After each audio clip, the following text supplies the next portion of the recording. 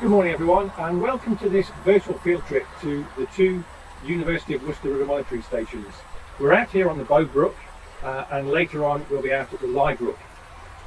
I've recorded this in 360 video so that you should be able to scroll around and look in any direction that you wish. And that's really done so that it's going to mimic being here for the real thing. Of course it's not the same as being here for the real thing, but without that possibility at the moment, then this is the next best thing we can do. So what I'm going to do is explain to you at each site what equipment we have here, how it works, what the setup is, and then also explain to you how we're using it to collect data for your assignment that's going to come later on in this module. So when you come to download data or you're analysing water samples, you'll have a better understanding of how we've obtained those, and so you can use that information when you come to write up your assignment later on in the module. So what I'm going to do now is take you over to the University of Worcester's part of this site, and then a little bit later I'll come back to where we are now and explain to you a bit more about what you can see on my left, which is part of the Environment Agency gauging station. So let's go and have a look at the University of Worcester's kit first. Okay, so now we're at the University of Worcester's river monitoring station, and this consists of this green cabinet that houses various pieces of kit, and I'm going to explain to you what those are in a moment. And then behind you, if you're scrolling the other direction, you'll see there's a pipe leading down into the brook. And afterwards, we'll have a look down there and you can see what the kit is down there and what the setup is. But let's have a look at what's in this cabinet first. So I've already unpadlocked it. I'll open the door so you can see inside. There are two batteries powering two bits of kit. So one battery up here, another one down there.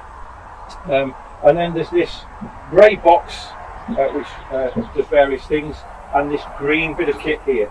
So this green piece of equipment here is the telemetry system. So it's in here that there's a SIM card that is sending the data via a mobile phone signal to a data logger, a recorder, a server that is hosted by hydrologic services for us. And then the university can download the data off hydrologic server. So that is what's allowing data to get out from this site and enable us to access it remotely, so we can access that from the university or from any PC with an internet connection with the appropriate username and password. So this thing here is an automatic liquid sampler. If I just take the lid off, and you'll see on the lid, this is manufactured by a company called ISCO. It's an ISCO automatic liquid sampler, or ALS for short, and it consists of the box on the top, which is the control system, and then in the bottom of here are 24 1 litre plastic bottles.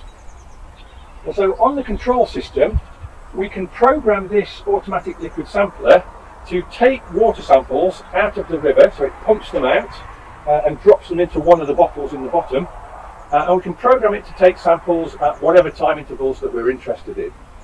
So for example, if you're interested in sampling water so that you can monitor changes in water quality during a flood, you might want to collect 24 bottles within the space of 2 or 3 days. So you choose an appropriate time interval to collect your samples over that sort of time period.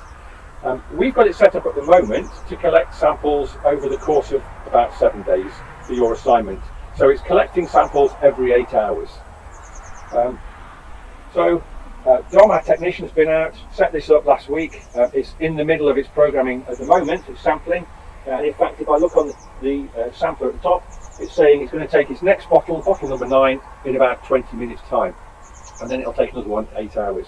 And the beauty of these, of course, is that very often there might be changes in an aspect of the river, like its water quality, that we're interested in, that happens quite quickly. And this saves us having to physically be here to manually collect those samples over whatever time interval we're interested in. So it's been happily and will continue to collect samples for us, for our purposes, every 8 hours over the course of a week, without us physically having to be here to do that. So at the end of the week, Don will come out, he'll collect these water samples for us, take them back to the university, store them appropriately, and if we're not going to test them within a very short space of time, those will probably be stored in the freezer, and then you'll be doing your analysis on them later on in the semester. So that's happily sampling and pumping water samples out for us. You can have these event triggered, so you can connect them to a water level recorder, and they won't collect any samples until a certain water level event occurs. So for example, if you're only interested in sampling during a flood, you could program this to say, right, okay, if you know that typical flood might be a water level above 2 meters in the river, you could tell the sampler, don't take any samples till water level gets above 2 meters, and then take a sample once every 2 hours. So you happily do that, and over the space of 48 hours, you get 24 samples of water. Okay. You can see there's a bag of lids here, so normally we take the top off there, put all the lids on, which are numbered, so we know which one was taken at which time, take those back to the lab to do the testing. What you're going to be doing is testing each one of those for suspended sediment concentration, and you'll have a lab practical which shows you how to do that, and also you're going to test each one for phosphate concentrations, because we know many of our rural rivers in Britain are suffering from high phosphate concentrations for various reasons, and we'll discuss those in the lectures. So you can test these samples to see whether phosphate concentrations in the Bow Brook are low or moderate or high, and if they're high, perhaps think about what the reasons for that are. But also you'll be able to see whether they stay at a consistent value during the course of the week, or whether we see some sort of variations over time, and if that's the case, why might that be? Okay, so that's the kit that's in here, and what we're going to do now is walk down to the pipe at the bottom of this little cutting here and have a look at the tubing that goes into the brook. There's some other things in there that I want to explain to you about. Okay. So we're now down by the side of the brook, and I'm going to explain to you what's in this black tubing here. If you look back up the slope, you might be able to see the green cabinet where we were just stood, looking at the automatic liquid sampler and the telemetry logger, sending the data out from the site. There is a pipe running from that automatic liquid sampler underground that then comes up through this tubing here and runs down this pipe into the water. So the automatic liquid sampler is drawing water samples out of the brook from inside this pipe and up into the water bottles, which are in the equipment at the top of the bank. What's also in here is a multi-parameter water quality sonde manufactured by a company called YSI. And that has several different probes on it. So there's a probe measuring pH, for example, there's a probe measuring temperature, a probe measuring dissolved oxygen, there's a probe measuring specific conductance that we use as an indicator of the solute concentration of the brook, so how much dissolved material is in the water. It doesn't tell us exactly what's in the water, but it tells us what the concentration of the cocktail of things dissolved in the water might be. And there's various other parameters as well. So when you log on to our TimeView 2 telemetry system, you will see all the parameters that are being monitored and measured by that YSI multi-parameter sonde. And then that information is stored on a logger within the sonde, which is below the water surface at the bottom here. And it's also connected to the telemetry logger to be sent out via the mobile phone signal. So we can access the data from that in near real time. Okay. We're going to record in a little while when it takes a water sample up to the automatic liquid sampler, so you'll see what it looks like when we're down here by the water surface.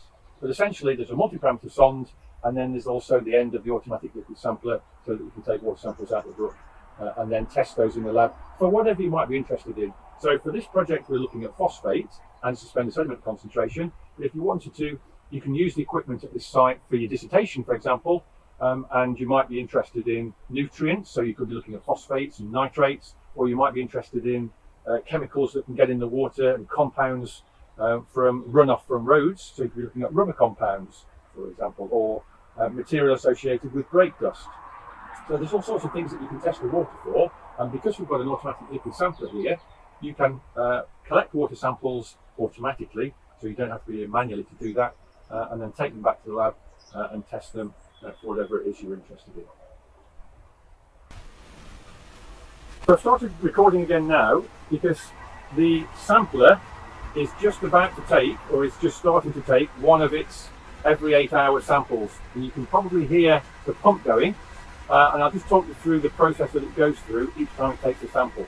So there's a peristaltic pump in that sampler at the top of the bank, and the first thing it does is it pushes air down the tube until it purges any water that's been sat in the bottom of that tube for the last 8 hours. Because if you think about it, when it took its last sample, it drew a water sample up the tube, and some of the water has been sat in that tube since it took its last sample. So it's actually water not that's going through the brook at the moment, and that's what we want. We want water that's flowing past here at the moment,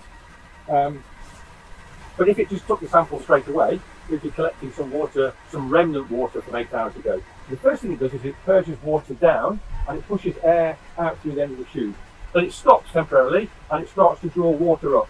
And in a moment, if you look carefully, I'm not sure we'll see it very easily, but water will start to get drawn up through this tube.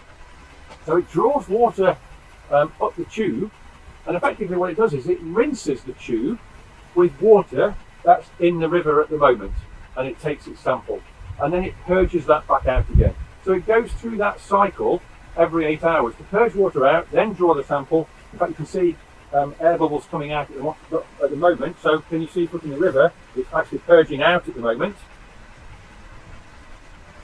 You see those rising if you look down into the water. And in a moment you'll hear the pump stop. And there it's finished its sample. But of course water will then go back into the tube now. So what it will do when it takes its next 8 hours is it purges first, then draws its sample and then purges it back out again. So what we're aiming for and what it should be getting in that bottle is a sample of water that is flowing past the river at the moment and not water that's been sat in the end of the tube for a long period of time. Okay, for this last part of the video at this site, I'm going to explain to you the equipment that you can see here. Behind, off in this direction, there's a brick building with some cables running across the river to a stanchion on the other side. There's these metal parts here with measuring boards or stage boards on them. There's a weir and there's this sort of bypass channel to the side. I'm going to explain to you a bit more about what that is. So all of this equipment belongs to the Environment Agency, so this is not University of Worcester equipment. It's the University of Worcester equipment we've already seen, which is doing the water quality monitoring, and we record water level there as well. But this is part of the Environment Agency gauging station, and this is a typical gauging station setup. So this is their gauging station on the Bow Brook called Bestwood Bridge, which is just outside Kershaw. In fact, you can see the road bridge just behind. You might hear some road traffic whilst I'm talking. And essentially what it consists of is a concrete weir, and this was put in about 1969 I think, concrete weir which is ponding water back upstream and creating a nice smooth even water surface. If I just stand back a bit, you can see that nice smooth even water surface behind the weir crest, which is sort of down here. It's submerged and you can't see the weir at the moment because of the relatively high flows and the turbid sediment-laden water. But you can see where that water drops, and then we've got some standing waves just downstream from where the weir is. So the purpose of that weir is not to measure in itself, it's to pond water back upstream and create a nice smooth even water surface. And then beneath the ground here, there is a horizontal pipeline that connects the water to the stilling well in the brick building behind us. So there's a horizontal pipe below the water surface that connects the river to a vertical well in that concrete building behind. So essentially what happens is, as the water level goes up and down after rainfall or in dry weather periods in the river behind the weir, the water in the stilling well in that concrete building goes up and down at exactly the same rate because it's just water in the river connected via that horizontal pipeline. So water in the river, horizontal pipeline, and then water in the stilling well. So the two are going up at the same rate. So there's a measuring device in that concrete building, measuring changes in water level, or in hydrology terms we often refer to as a stage. It's measuring changes in stage in that stilling well, which is essentially a substitute for measuring them directly in the river. The reason it's done that way is because, of course, we have a concrete structure, it's locked, it's secure, and you can have equipment in there doing that measuring, which is much safer than having something just fastened to the side of the river channel. And it's called a stilling well because it's creating a still water surface. So you don't have as much of the turbulence that you might get out here. For example, on a very windy day, the surface might be quite uneven, whereas in that stilling well inside the building, it's nice and smooth and even, so you get really, really accurate measurements in there. So they're measuring water level, but what we really want, is discharge, which is a volume of water per unit time, usually measured in cubic feet per second or cumex, using its abbreviated term. So how can we convert what we want, which is a volume of water per unit time, in cumex? How can we get that from measuring stage, just measuring water depth? Well, to do that, the Environment Agency creates a site-specific stage discharge rating equation, an equation which they know they can use to convert stage readings into discharge. And to do that, what they have to do is come out to this site multiple times at lots of different water levels, and each time they look at what the water level is, look at what the stage is, and do a manual measurement of the discharge. So they come out at time 1, measure stage, manually measure the discharge. Come out again at a different water level, do the same thing.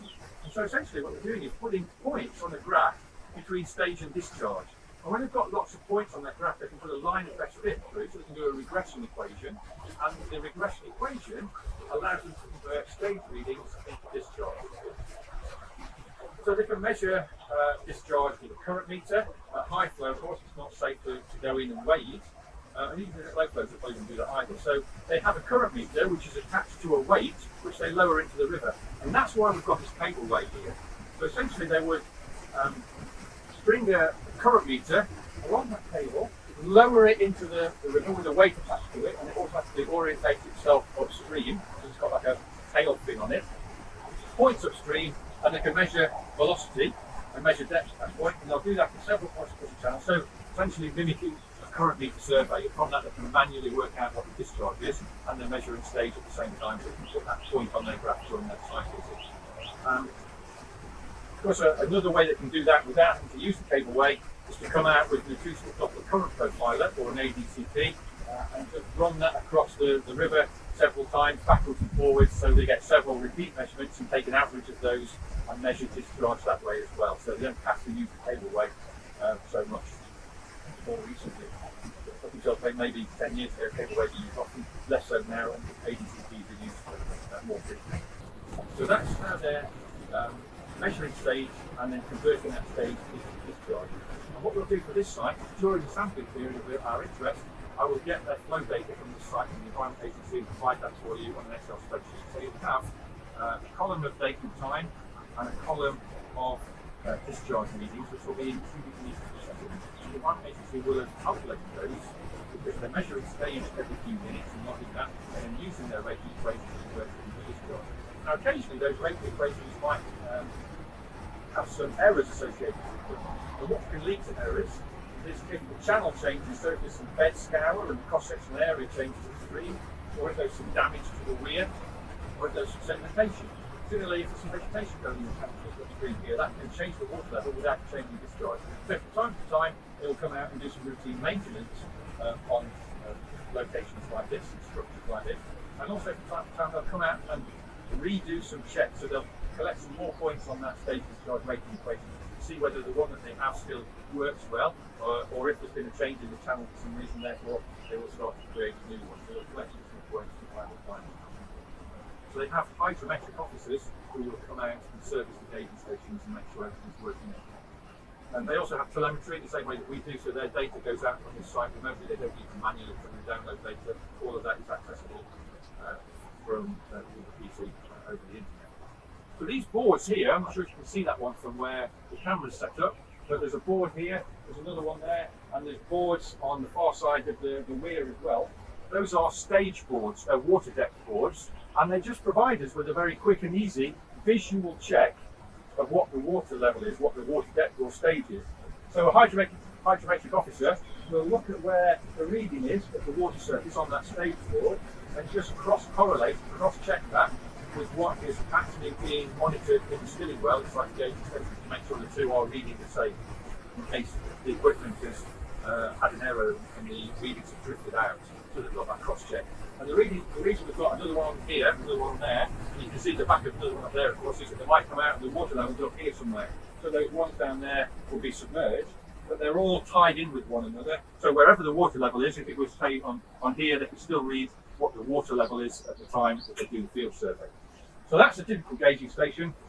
The only other thing that I wanted to point out was, I don't know if you can see, running on this bank, up along the side here, there's a black box with a padlock on the top there and a pipe coming out the end, is something that seems to be coming around the side or bypassing the weir there.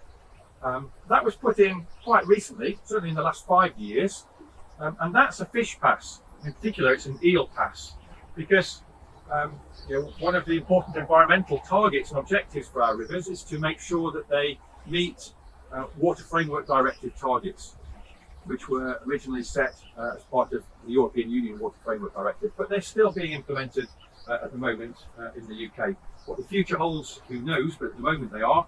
And one of the reasons that a river might not meet its good ecological status is because of physical barriers. If fish can't migrate up a stream because there are barriers like weirs in the way, then the ecology of the river upstream will be degraded because of those structures, because of those barriers. And fish will typically, or some species of fish will typically migrate up and downstream as part of their normal life cycle. Eels in particular are very important ecologically. They're endangered, though the numbers have been declining significantly in recent years.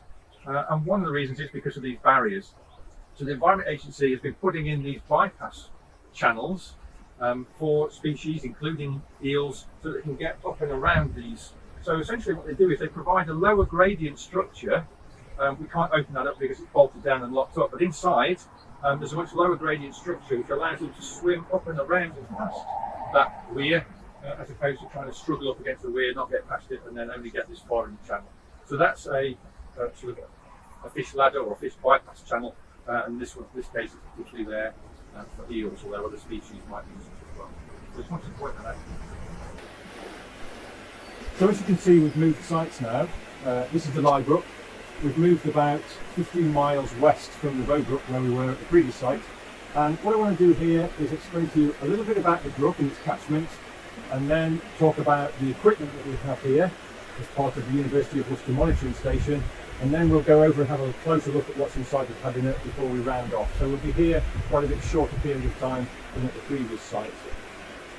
So this is the Leigh Brook. It has its source on the western side of the Malvern Hills. It flows in a northerly direction before it heads east through this site here, and then it joins the River Team. So it's a tributary of the River Team, and the River Team is a tributary of the River Severn that joins just outside Worcester. It's a much smaller catchment than the Bow Brook. The Bow Brook catchment is about 157 square kilometres at our monitoring station. Here it's about half that size upstream, about 75 square kilometres. Smaller catchment, and it's got steeper gradient, which give it quite a flashy flow regime. So in other words, when we do get rainfall, it runs off the mountains quite quickly, and it's a small catchment. So the water levels rise within a few hours, but also after a dry period, they fall quite quickly as well. So a much flashy flow regime than at the Bow Brook.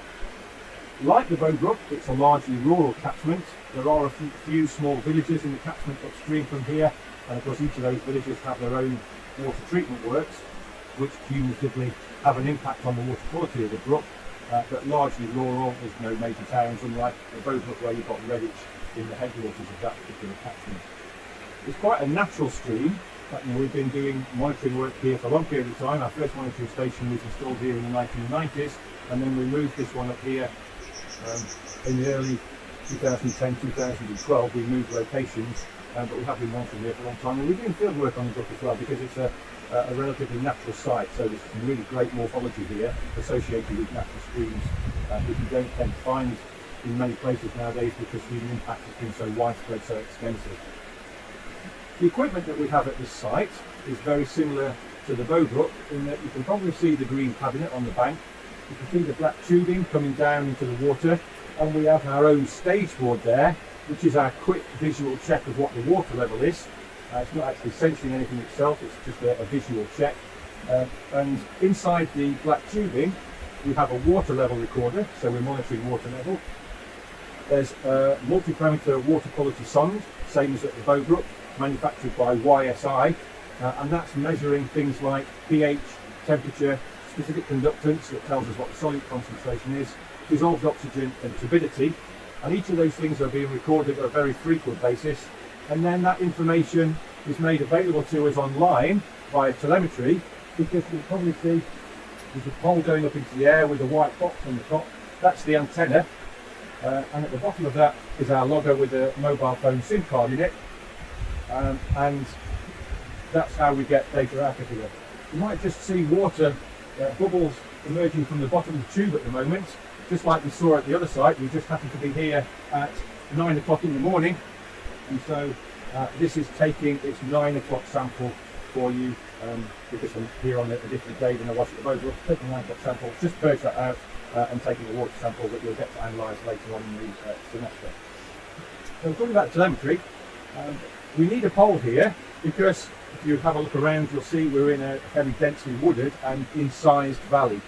And because we're in this incised valley, it means that mobile phone signals aren't very good. And so hence we have an antenna to give it some extra height to try and get that signal out to the server that's run by Hydrologic for us, and then we access our data via TimeView 2 to get that from Hydrologic server. We can be able to download it at the university, so they host the data for us like they do at the Bow Brook. So the key difference with this site compared to the Bow Brook is quite obvious. There's no weir here, there's no Environment Agency gauging station. So we don't have the opportunity to contact the Environment Agency and ask for their record of discharge over time. So what we have instead is we use our water level data as a surrogate or a substitute for discharge.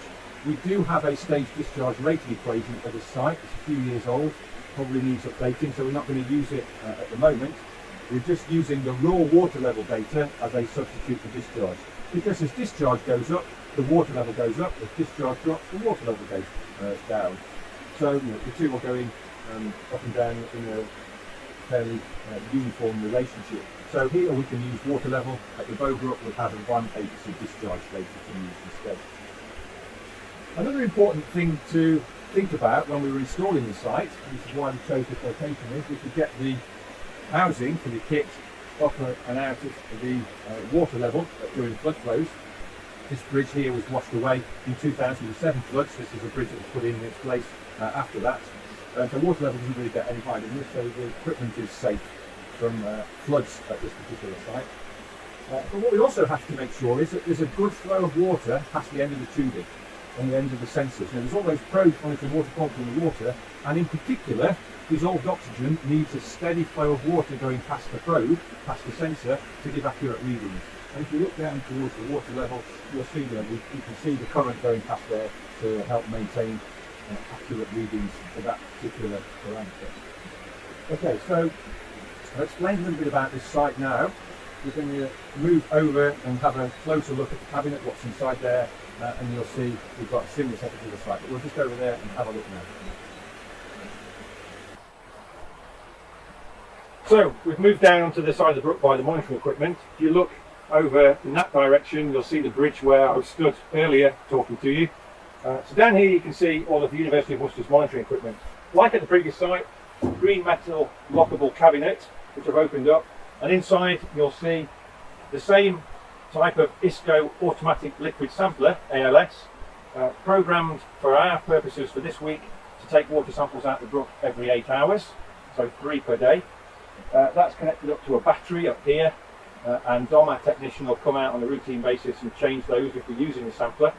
But then there's also another battery down in this corner down here, connected to the green data logger that's got the SIM card, and then that is connected by a cable running up inside that tube, and if you look up you'll see there's the aerial that's sending out the mobile phone data signal to the server to be able to allow us to be able to access the data over telemetry in near real time. It sends out the data every 2 hours. Because it's not a very good mobile phone signal here, we use a multi-carrier data SIM card, which means that it can contact any of the mobile phone networks. It just finds the one that's best at the time and sends it out via that. So that's the setup in here, same as the site. See, there's another bag of bottle tops down there, so when Dom comes out to collect the samples, he'll put the right numbered tops on the right bottles so that we know bottle 1 was taken at a certain day and time. So then, of course, when we get back to the lab, we can take bottle 1 and know the date and time that was taken, and so each one's taken 8 hours. And then from there, you can see there's some tubing under the ground down here. One set of pipes goes down to the end of the sampler to be able to draw the water samples up the tube, and then the other one is connected to a water level recorder, and then there's also the multi-parameter YSI water quality sonde that's in the bottom of there as well. And if you remember, that's a standalone piece of kit in that it's doing all its logging, and that sends connected up to the logger and sends that data out at the same time as the water level data that we're recording. So that's essentially the setup here, and we'll just head over to the bridge again to round off. So that's just coming to the end of our virtual field trip to the university's 2 monitoring stations.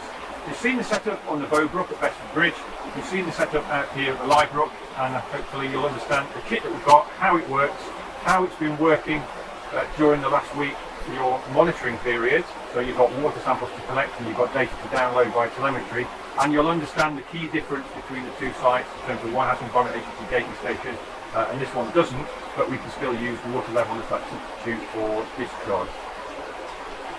We have a 3rd monitoring station on the River Sal Walks at Harford Hill, but we don't run it on a permanent basis. So we have the same infrastructure with a lockable cabinet and the pipe work going into the river, but we don't keep it out there, but it is available for you to use if you wanted to for a dissertation. And in fact, we're very lucky at the university in that we have these 2 permanently running monitoring stations with water quality, with water level, with automatic liquid samplers available for you to be able to use for projects, for dissertations, for example. So if you think you would like to do that, whether it's using data collected during the period of your dissertation or looking at historical data, because we have data collected at these sites that goes back several years, and you can use that historical data to do analyses, then get in touch and we can discuss potential ideas, because the opportunities are endless. Not just because we have those strict water quality parameters, but because you can collect water samples, you can be taking those back to the lab and be testing them for anything in particular that you're interested in, that we have the capability to test back at the lab. And we'll discuss that in this module over the next couple of weeks as to what other things you can test those water samples for, over and above what we're testing for in this module, which is suspended sediment concentration and phosphate. So I hope you've enjoyed this virtual field trip. I hope you found it informative. And yeah, hopefully you'll get a chance to come out here at some point if you do decide to do a dissertation at one of these sites. And we'll be doing some real field work, all being well, fingers crossed, later on in the module. So I'll see you soon. Thanks.